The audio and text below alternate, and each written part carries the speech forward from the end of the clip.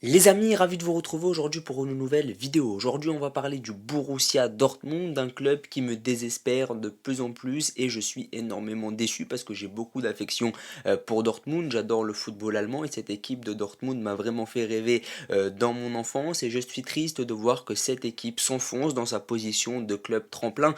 En effet, depuis 2013 et cette fameuse finale de Ligue des Champions qui a été l'aboutissement du projet de Jürgen Klopp avec le fameux trio Lewandowski, Reus et Mario Götze, eh bien je suis absolument déçu de voir que cette équipe n'a pas progressé, voire même régressé depuis 10 ans maintenant. Donc c'est vrai que c'est une équipe qui me déçoit énormément parce que c'est le profil type de l'équipe qui ne progresse pas, qui n'a pas vraiment de projet ambitieux, qui s'enferme dans les mêmes mercato au fur et à mesure des années et qui reste le numéro 2 allemand depuis maintenant 10-15 ans. Et ça évidemment ça m'inquiète énormément parce que cette équipe du Borussia Dortmund pourrait vraiment aller chercher beaucoup mieux. Ils ont un bon budget, ils ont un bon public, ils ont une très belle histoire. L'année dernière, dans une année où le Bayern a été en dessous, eh bien ils auraient pu gagner la Bundesliga et ils ne l'ont pas fait à cause de leur faillite mentale. Ça n'est pas sportif. La perte du titre l'an dernier du Borussia Dortmund, elle n'est pas sportive, elle est vraiment mentale. Et ça, on va vraiment y revenir parce que tu ne peux pas passer d'un club tremplin à un grand club s'il y a des faillites mentales. Et la limite entre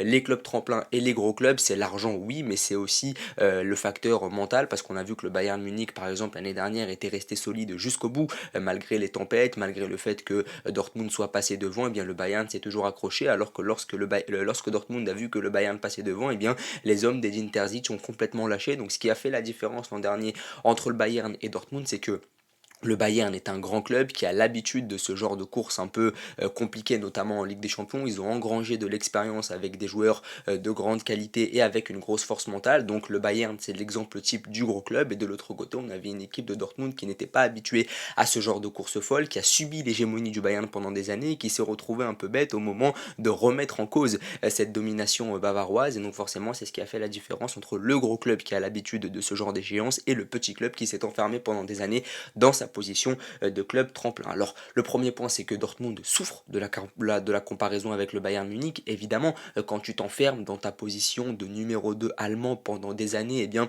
tu y prends goût et tu veux rester à ta place et tu n'as pas envie d'aller chercher plus haut. Donc il y a vraiment cette souffrance-là du côté du Borussia Dortmund, c'est que les joueurs de Bundesliga, par exemple, ou les joueurs des très gros clubs en général, lorsqu'ils veulent aller jouer en Allemagne, eh bien ils ne vont pas à Dortmund, ils vont au Bayern ou encore ils vont même à Leipzig. En ce moment, vous savez que Leipzig recrute beaucoup de jeunes joueurs talentueux, ça a été le cas avec Openda notamment sur l'été dernier. Donc c'est vrai que les joueurs qui veulent découvrir le championnat allemand, eh bien ils sont plus tentés d'aller du côté du Bayern parce que c'est la figure de proue du championnat allemand, mais aussi du côté de Leipzig qui est capable également de développer les jeunes, du côté de Leverkusen où Xabi Alonso fait des choses très intéressantes et on délaisse un peu plus le Borussia Dortmund. Donc Dortmund souffre de la comparaison avec le géant Bayern, mais aussi avec les clubs émergents tels que Leipzig ou encore le Bayer Leverkusen qui revient très très bien. Donc Dortmund sportivement est le numéro 2 allemand, mais sa position de numéro 2 est remise en cause par Leipzig ou encore Leverkusen. Donc Dortmund est plus proche d'être relégué à la troisième ou à la quatrième place de la Bundesliga que d'être le numéro 1. Donc vous savez que ça, évidemment, c'est inquiétant, donc il y a un manque d'attractivité dû au fait que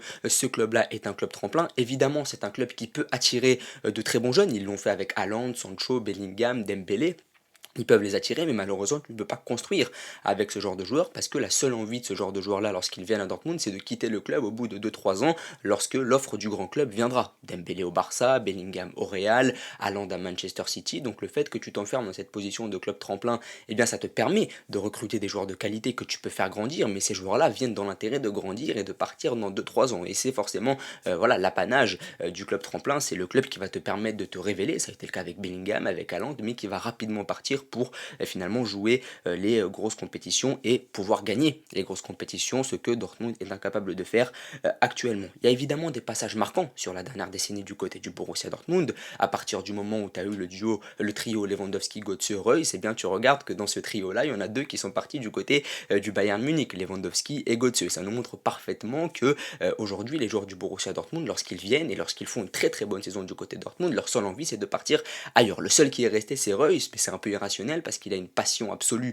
pour le Borussia Dortmund, mais des joueurs qui ont une passion comme ça pour le Borussia, eh bien, il n'y en a pas énormément et chaque joueur qui vient du côté de Dortmund sera tenté d'aller du côté du Bayern pour viser plus haut. Évidemment, il y a des passages marquants comme le duo Aubameyang-Dembélé qui a fait rêver, le Signal Iduna Park, le duo Haaland-Sancho ou encore la révélation Bellingham, mais encore c'est des passages marquants, c'est des moments donnés. Mis à part quelques coupes d'Allemagne, le Borussia Dortmund n'a rien gagné depuis très longtemps et ça forcément, même si tu as des passages marquants, même si quand tu vas au stade en tant que supporter de Dortmund et que tu vois des jeunes joueurs sur une saison, 2 saisons, tu te régales, mais évidemment tu aimerais que cela se concrétise sur le long terme, mais actuellement ça n'est pas le cas du Borussia Dortmund. Donc il y a des passages marquants, il y a des joueurs qu'on a retenus, mais ce sont des joueurs qui évidemment sont venus juste pour pouvoir avoir une certaine visibilité. Ensuite, il y a un problème mental.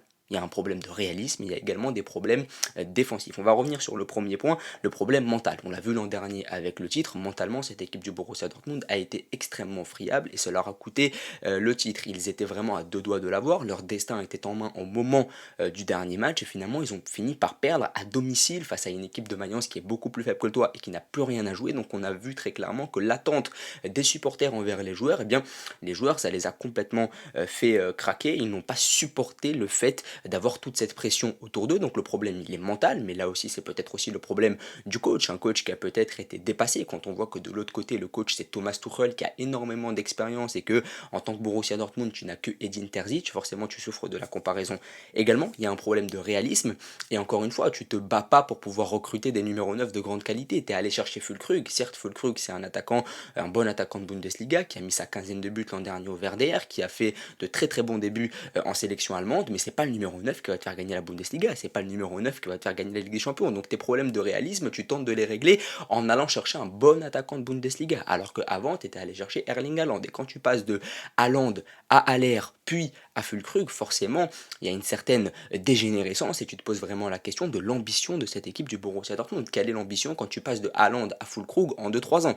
Forcément c'est un peu compliqué là aussi, donc tu as un problème de réalisme, mais tu ne te bats pas pour le régler, puisque tu ne vas pas te faire chier en allant chercher le petit attaquant de Bundesliga qui est là et comprend comme ça, parce que c'est la bonne affaire sur le plan financier.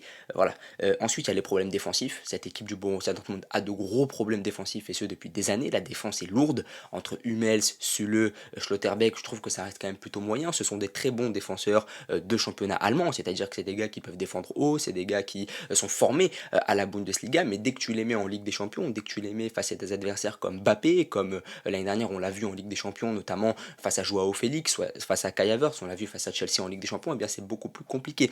Donc quand tu as 3 défenseurs allemands qui sont habitués à la Bundesliga et que tu veux les transposer en Ligue des Champions, forcément c'est beaucoup plus compliqué parce qu'ils ne sont pas formés à la Ligue des Champions et à ce niveau-là finalement. Ce sont de très bons défenseurs de Bundesliga. Hummels à un moment donné dans sa carrière est allé beaucoup plus haut en gagnant la Ligue des Champions, il me semble. Non, je crois qu'il n'a pas gagné la Ligue des Champions, il est allé en finale en 2013, mais il n'a pas gagné la Ligue des Champions, mais en tout cas il a joué à un niveau très élevé.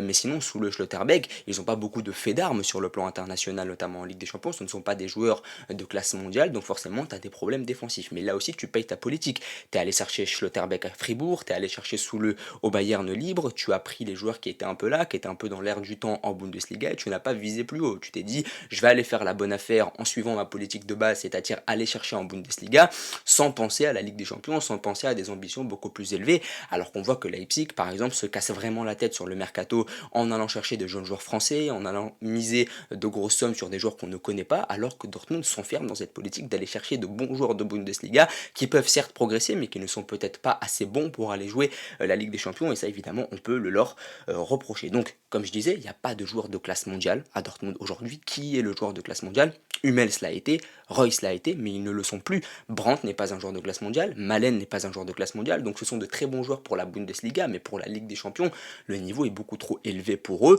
Ils pourront faire des bons matchs, ils pourront aller jusqu'en 8e ou en quart si le parcours est clément, mais sinon ça pourrait être beaucoup plus compliqué. Pour la suite, tu ne peux pas avec ce genre de joueurs-là aller viser les quarts de finale ou les demi-finales de la Ligue des Champions en étant ambitieux et en te disant on peut aller au bout. C'est pas possible, je suis désolé, mais ce ne sont pas des joueurs de classe mondiale avec lesquels tu peux aller au bout de la prestigieuse compétition aux grandes oreilles, donc forcément c'est très compliqué. Ceux qui viennent, les joueurs de classe mondiale qui signent du côté de Dortmund, eh bien il reste peu. Haaland, Sancho, Dembélé, ce sont des joueurs de classe mondiale, mais ce sont des joueurs qui restent peu, donc ils pourront peut-être offrir une épopée européenne sur une saison, mais ça sert à quoi si la saison d'après ils sont déjà partis? Donc forcément là aussi c'est très compliqué. Si on prend le passif du Borussia Dortmund, sur les 4 dernières saisons en Bundesliga, c'est deuxième à chaque fois. Donc ils sont dans une situation assez inconfortable où tu es beaucoup trop faible pour aller titiller le Bayern, quoique tu l'aies fait l'an dernier sur un épiphénomène, mais tu es trop fort pour tes concurrents qui sont derrière toi. Donc tu es dans une position assez inconfortable où tu sais pas comment te placer, tu es beaucoup trop faible pour le Bayern, tu es beaucoup trop fort pour tes adversaires directs, donc forcément tu as une position assez compliquée. Sur les 4 dernières saisons, comme je l'ai déjà dit, tu es deuxième. Ça aurait pu être la concrétisation l'an dernier si tu avais gagné le titre, mais finalement tu ne l'as pas fait.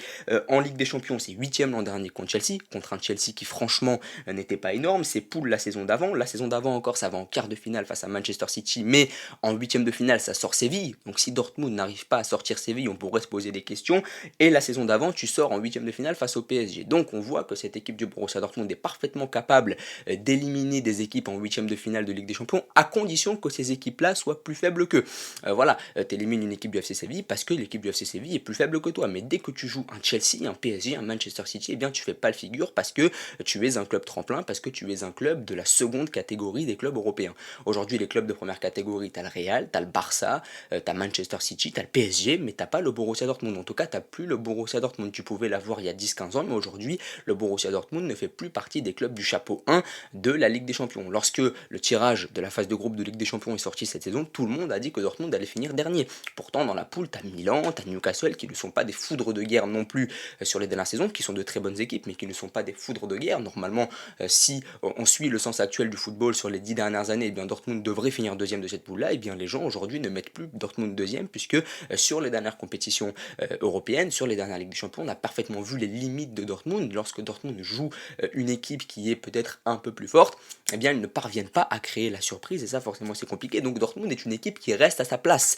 qui manque d'ambition, parce que par exemple l'an dernier, quand tu sors face à Chelsea, Chelsea c'est quand même pas l'équipe l'année dernière qui est exceptionnelle non plus, c'est pas une équipe incroyable, mais c'est un club qui a du prestige, c'est un club qui a gagné la Ligue des Champions il y a 2 ans, et donc forcément quand tu t'appelles Dortmund, tu vas y aller un peu à reculons, tu vas un peu appréhender le match, parce que c'est Chelsea, même si l'équipe du moment est faible, eh bien tu te dis c'est Chelsea, et ça crée une barrière psychologique, parce qu'on t'a trop appris à rester à ta place, donc forcément tu souffres un peu de cette situation-là, t'as pas un grand coach.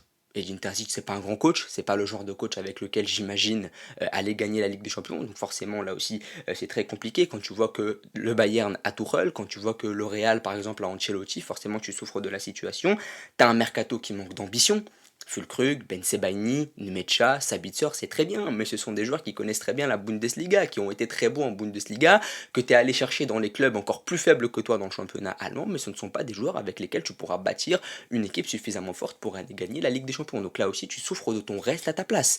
Voilà, Dortmund veut rester à sa place, c'est-à-dire le petit club tremblant de Bundesliga, qui est le deuxième derrière le Bayern Munich, qui va aller chercher un peu chez les clubs un peu plus faibles en Bundesliga, et puis voilà, ça leur va parfaitement. Et ça, forcément, je le critique parce que moi, j'aime les clubs qui progressent et j'ai pas l'impression que Dortmund le veuille actuellement. Donc c'est vrai que je suis un peu déçu, un peu frustré parce que Dortmund est un club aux supporters absolument incroyable, à l'histoire absolument incroyable. Dortmund est quand même un club qui est très apprécié du côté de l'Allemagne, donc je suis vraiment déçu. Et puis pour finir, quand tu vois les joueurs allemands qu'il y a à Dortmund, moi je suis partisan du fait qu'il y ait énormément de joueurs allemands dans les clubs allemands. Et on voit qu'il y a beaucoup de joueurs allemands au Borussia Dortmund. Il y a Schlotterbeck, il y a Soule, il y a Hummels, il y a Brandt, il y a Füllkrug, mais combien de joueurs dans ce lot-là que je viens de vous donner sont titulaires en sélection aujourd'hui? Aucun. Et pourtant, on ne peut pas dire que la sélection allemande soit énorme ces dernières années. Schlotterbeck, Soule, Schahn, ce ne sont pas des joueurs qui sont titulaires en sélection actuellement. Soule peut-être un peu plus associé à Rudiger, mais sinon, si tu prends Schlotterbeck, Schahn, Brandt, ce sont les doublures des joueurs du Bayern.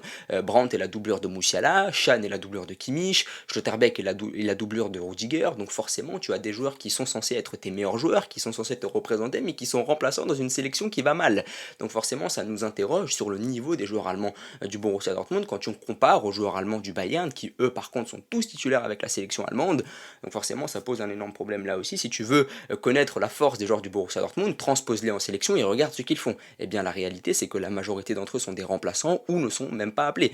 Brandt ou Schahn, ce ne sont pas des joueurs qui font l'unanimité du côté de la sélection allemande. Si tu te passes d'eux, c'est pas grave, alors que c'est quand même censé être les meilleurs joueurs et les figures de proue du projet de Dortmund. Donc voilà, n'hésitez pas à me dire ce que vous en pensez, à vous abonner, à liker et à partager. Merci beaucoup.